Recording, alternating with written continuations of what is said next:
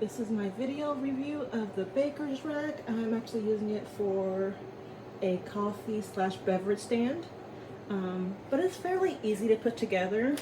It has 3 shelves, actually 3¼ shelves. But one of the favorite features I like is it also has a built-in power strip that will hold 3 appliances. It took me about 45 minutes to put together. One thing I will say is follow most of the steps until you get to, like, I would not put the shelves on until you put the back bar on, this little crossbar. So to make your life so much easier,